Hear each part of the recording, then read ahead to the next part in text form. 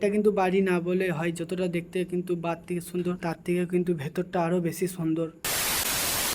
তো hello guys, কেমন আছো? সবাই ভালো আছো? তো আজকে আমার 100 দিনের মধ্যে 10,000 ফলোয়ার কমপ্লিট করার চ্যালেঞ্জ নাম্বার হচ্ছে ডে 20। আর আজকেও ডেলি মধ্যে চলে এলাম কাজে। তো আজকে আমাকে কিন্তু কাজ দিয়েছিল ভুসা তুলতে। আর এই ভুসা তুলছে এই কারণে যে রিংটোন ঢালাই হবে আর কিছু একটা সিলাবও আছে ছোট পাড়া। তো সেই জন্যই কিন্তু আমি লেগে গেছি ভুসা তুলতে, আর আমি লেগে যাই আমার নিজের কাজে ভুসা তুলবার জন্য। আর আজকে আমাকে ভুসা তুলতে দিয়েছিল, একালাই কাজ করছিলাম আমি। তো আরও আমাদের যারা লোক আছে তারা কিন্তু কাজ করছিল আজকে প্লাস্টার। তো এই সিলিংটা কিন্তু আজকে ওরা মিস্ত্রিরা প্লাস্টার করছে।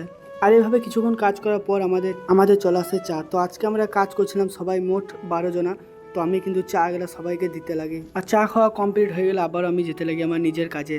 আর নিচেতে এসে দেখতে পাই যে আমাকে ইঞ্জিনিয়ারদের বাড়ি থেকে কেউ ডাকতে এসেছে, আর তার সাথে মোটরসাইকেলে বসে আমি যেতে লাগি ইঞ্জিনিয়ারদের বাড়ি। আর তারপরে চলে আসি আমি তাদের বাড়ি। আর এটা কিন্তু বাড়ি না বলে হয়, যতটা দেখতে কিন্তু বাদ থেকে সুন্দর তার থেকে কিন্তু ভেতরটা আমার এই ছোট্ট মিনি ব্লগটা তোমাদেরকে কেমন লাগলো অবশ্যই সবাই কমেন্টে জানাবে কিন্তু।